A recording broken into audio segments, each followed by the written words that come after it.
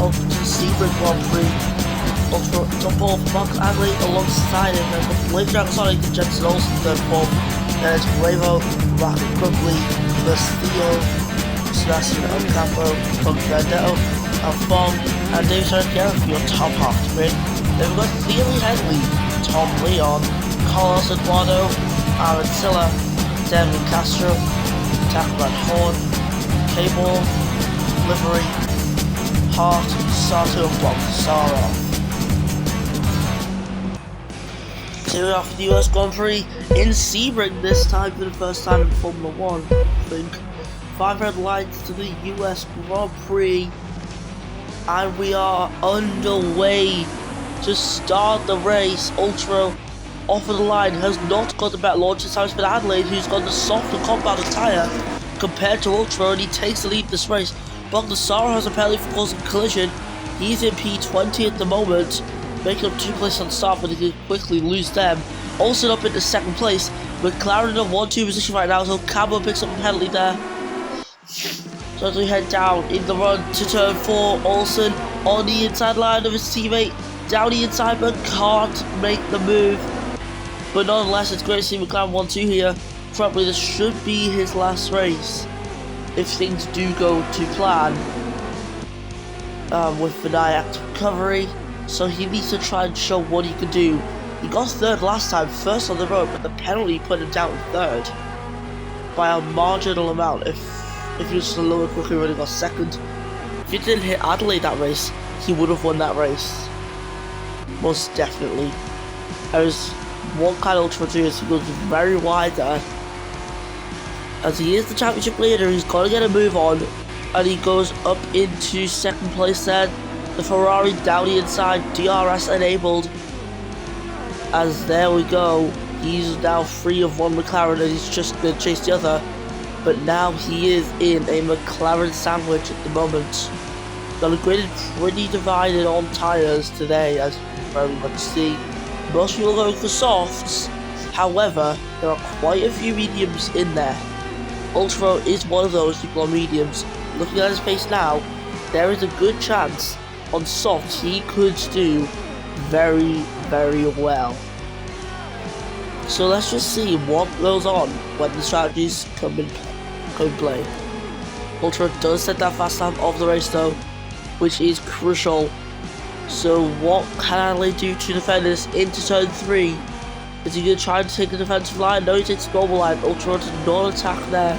Probably fastest in the 1st sector. That's good news for him, as he is still on the back of the top 3. Now Ultra could start to pull out early, late, sorry, he does do that.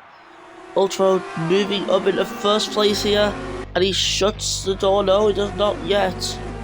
As round the outside goes Ultra for this move. Adelaide on the inside line. That might have been a big mistake for Ultra, but Ultra has a lot more traction on the exit. Slowing down now in towards the final 2 corners, and it drops out of 2nd place to pick up DRS. I've got 3 warnings for track limits now. He is pushing this thing way too much, and it's very much showing. He's got a 5-second penalty for track limits. I think the 1st second. Oh my god!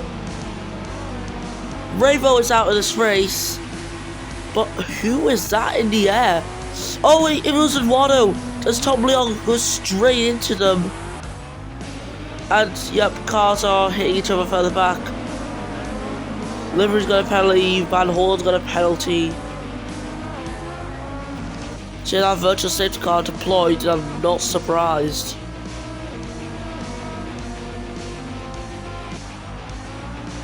And virtual safety car ending, we are green once again. As yellow flagged in 2nd sector, Van Horn went off. He spun that car around. This Bogdassaro is held up there as he's not allowed to overtake. Because Van Horn rejoined the track, so no overtaking under yellow flag conditions. So here we go on to the 5th lap of 17 in Sebring. Probably has fell off from the top 3, so which means he's probably not had a good restart. He's now on 3 warnings, but still onto a 5-second penalty now for track limits. Matthew Hart also getting one track limit, so yeah, penalties getting flown around everywhere. Now all that car trail back is golden for these big teams. Oh, down the inside. Where the hell down? Oh, what the?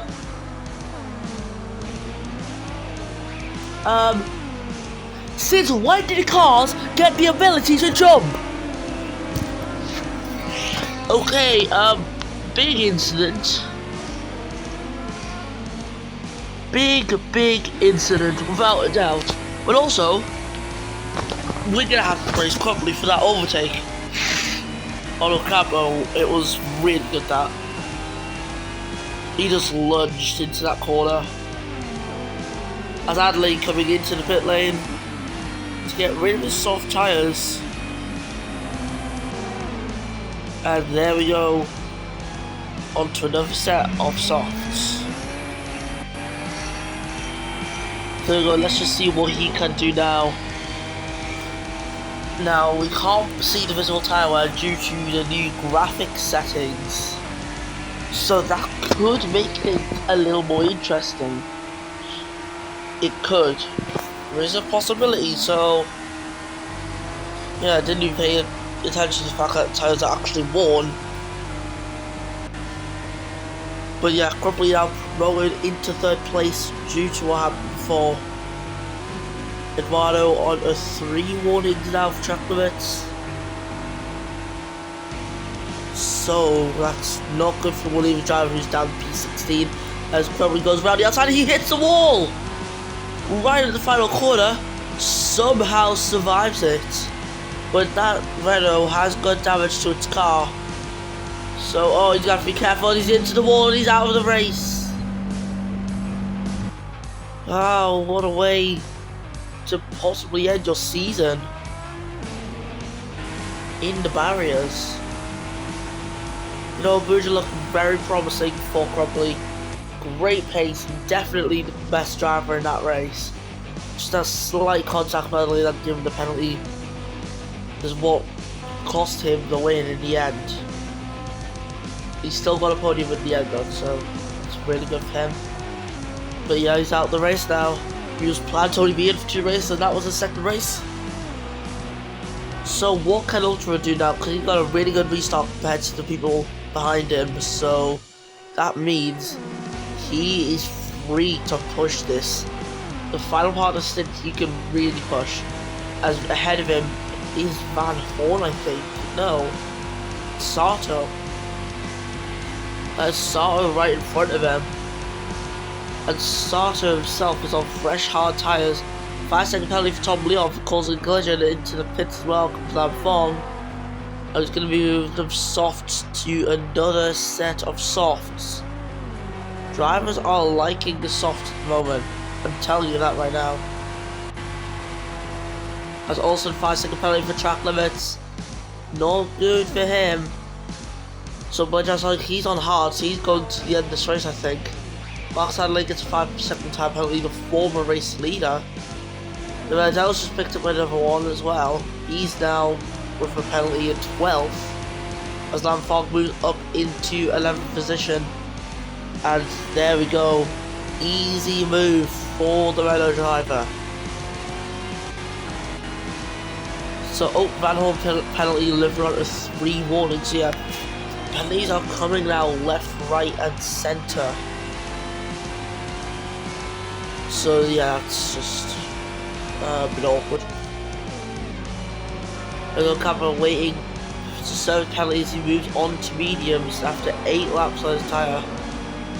Yep, he had done the full length of the race so far. That as Ultra not having the best of pit lane exits. He's ended up losing quite a bit of time there. Headley, Castro and Lamfont all picking up penalties there at the same time. As you can see now, Cabo catch up. He's got DRS on Ultra Bro, which he should also get DRS for the next race, assuming he doesn't get past right now. And there we go, DRS detection point has been hit there. DRS enabled for Ocampo once again, switching to the onboard. As Ocampo pulls over to the inside line into the 4th corner. Ultra moves up into 9th position ahead of the former race leader, Ultra. Now Jens Dawson, leader of this Grand Prix for McLaren Chrome, picks up a 3rd warning for track limits. That's not very good. Steve Serkiera 3 warnings now, and he's got DRS on Blade the Dragasonic. Pulls softer quicker than the heart of the stage, but virtual safety car's out. Headley and Lamfong, they're out of this race. There's Headley's car, but Lamfong's is nowhere to be seen at all. So that's going to be putting a bit of confusion around the paddock. Like, where did the car go? Because surely it would have been there right now, because they did at the same time. And here we go, Jens Dawson, hopefully for himself getting a good getaway, and I think it's an alright getaway. Get like a 10th or 2 there, that was about it. But Blood, I like he's got a good getaway versus Dave Serkiera, who obviously is struggling on tyres. 54%, 63 is where you start to see that visual wear, because like I said earlier, graphic settings stopping us from seeing it. Blood just like picks up the 5 single time penalty, and that is not good for his race here. He's probably now going to be having a hope that Olsen also gets a penalty as well as Serkiera. But yeah, it does look like now there's a chance Sonic is catching Olsen. Ocabo picks up a penalty for track limits as well.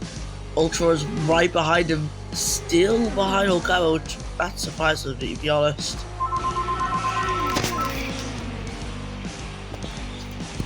Okay, so yeah, ignore that phone number that was getting called there. I also don't know what that is. I've heard it. And Alexander fast about track limits, and Ultra moves up into 7th place there. So what that does mean is he is finally free of that Red Bull. The Red Bull that was probably costing him a lot of time, and he's already broken away a pretty good gap. Well, actually not good enough, because the Cabo's gonna have another chance at an overtake on this next straight. So now we're waiting to see what happens. Ultra on the outside, Ocabo on the inside. Ocabo makes the move.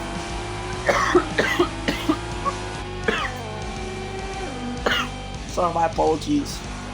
That just came out of nowhere. Yeah, Ultra is still in 6th position. He has successfully defended that place. But now, here it is, Story to Benedetto and Mercedes. What can he do to try and hold on to that position? Is he even going to bother to hold on to the position? Who knows? As DRS is active for the Ferrari, approaching that Mercedes down the inside. It looks like it's going to be in the 1st corner, and threading the needle right there. But he gets through. Ultra is up into 5th place, and that was an excellent move there. Simply lovely from him. So yeah, that Ultra at the 5th, and Ocabo has been completely dropped. Ultra, no penalty to him at the moment, because he has picked up 1 earlier on this race. I'm also sure he's on his 3rd warning at the moment, so he's got to be really careful. As Jensen Olsen comes into the pits. Blender Sonic is now leading this race into the final 4 laps. As Olsen also coming in the pits, Serkiera also coming in the pits as well, I'm about to say. Serkiera going for the softs, also going for the mediums. Now Castro, he is up into 2nd place right now. Currently on track to be 3rd in this race because of where Ultra is.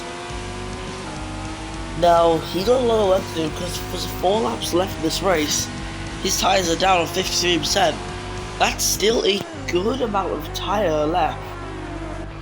Of course, competitive performance will start to drop off soon, but he's still got a decent amount of tyre, like I said. to make the end of this race, and he can't do it. He most certainly can. Olsen is ahead of Sergio still. Sergio, I imagine, will get by soon though, because yeah, if you look, softs are better than mediums. So let's just see what goes on in strategies here. Will Sergio get past Olsen on this straight?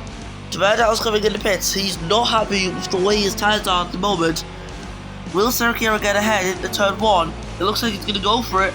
Down the inside. Braking more. Olsen pressurized. Goes off track. Gets a penalty. Oh. Bit of mind games getting played down there, eh? Anyways, Bloodhouse likes tires. Heading into the final 2 laps, 51%. Ultra's still stuck behind the sister team's driver of Castro. So let's just see who's going to get P2 on track, and can Castro pressurize Ultra to make a mistake that will give him a penalty. Because yeah, apparently he could easily let Castro become second in this Grand Prix. Ultra being careful though in the first corner. He's not falling for the mind games. He's a 2-time champion for a reason. So yeah, here he goes. Got speed. He's gonna go on the inside line. There we go. Smooth move, and both of them get DRS somehow. So now this is time where Bloodhouse will start to get worried, because now that Ferrari has been unleashed, finally free of the Haas. Now it's got the job to try and make up seconds in towards the 5-second range. Trust me, I'll win this race. It's a lot. It's 7 seconds that Ultra needs to gain on this last lap. But you can never say never in Formula 1, so anything can still happen. Castro and Bloodhouse both going for 11 laps on the tyre overall. Now Ultra is using his ERS system as we head down the straight through turn 2 in towards turn 3. The gap now less than 10 seconds. It is coming down. Okay, less than 10 seconds is a bit of a lie there. It's now 10.6. Yeah, the gap's coming down, but I don't think it's coming down enough. Duverdale gets a 5-second penalty for track limits, and he's in the 8th position. That's not really costing him anything, so I won't be too mad about that. But around the final corner, Blade of Dragon Sonic wins the Sebring Grand Prix. Ultra's gonna come around the final corner now. He's gonna finish second. No penalties there. Okay, he was on 3 warnings, so he's just hit 3 warnings there. Castro comes home for the 3rd, and by that's by a very slim margin. Adelaide gets a 5-second penalty for track limits at the very end of that. But yeah, Castro only just got the podium. I didn't even know there was a battle for it. I didn't look. So sorry about that. Advanced going to finish 9th in the end of this, I think, as UK Ball gets his first point of the season. Took long enough, but he's finally there. So Bloodhouse your winner today from Ultra and Damian Castro, who holds on by like a 10th or something like that. So it's a first podium for Castro. Haas now on their 2nd podium this season. Still got their first podium, I think, last time out. This time out, it's Castro getting it. So what momentum Haas are having right now. It's actually amazing to see. Oh, it wasn't Silla last time, but Silla has got their first podium already. And it's Bloodhouse winning today. So therefore, let's listen to the Nigerian national anthem.